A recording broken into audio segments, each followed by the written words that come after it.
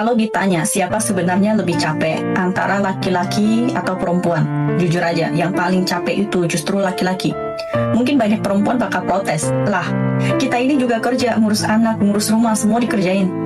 Benar, tapi coba dengar dulu sampai habis, biar kamu paham kenapa laki-laki sering lebih lelah dari yang kelihatan. Seorang pria dari muda sampai tua pikirannya nggak pernah lepas dari keluarga. Setiap hari waktunya habis buat kerja. Uang yang dia hasilkan pun jarang dia pakai buat diri sendiri. Semuanya buat istri, anak, dan rumah. Yang tersisa cuma kerutan di wajah dan tubuh yang makin lama makin lelah. Kenapa banyak yang bilang pernikahan itu kayak kuburan kehidupan? Karena bagi laki-laki, gimana pun dia tetap salah di mata orang. Kalau wajahnya terlalu ganteng, dibilang genit. Kalau kurang menarik, dianggap nggak laku. Kalau gajinya pas-pasan, dibilang nggak becus. Kalau gajinya besar, malah dicurigai punya mainan lain di luar rumah. Akhirnya dia bingung, hidup ini harus dijalani seperti apa. Waktu muda, dia berjuang buat istri dan anak. Udah tua, masih harus mikirin masa depan anak-anaknya. Kayak hidupnya cuma buat orang lain, bukan buat dirinya sendiri. Coba lihat kenyataan. Kalau keluarga hidupnya susah, yang disalahin siapa? Bukan istrinya, tapi suaminya. Kurang usaha, nggak punya kemampuan, nggak tanggung jawab. Padahal dia mungkin udah jungkir balik tiap hari.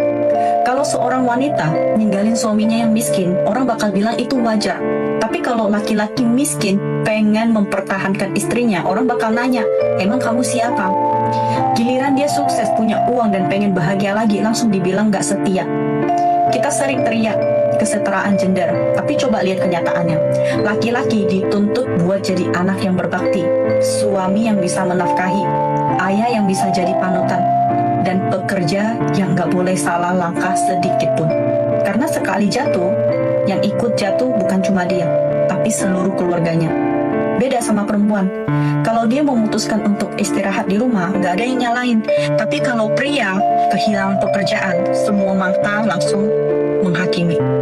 Makanya banyak pria sekarang pulang kerja bukan langsung ke rumah, mereka duduk dulu di kendaraan, merokok, diam. Karena cuma di situ dia bisa jadi dirinya sendiri, tanpa harus jadi ayah, suami, atau anak. Begitu pintu rumah dibuka, dia langsung kembali jadi sosok yang semua orang bergantung padanya.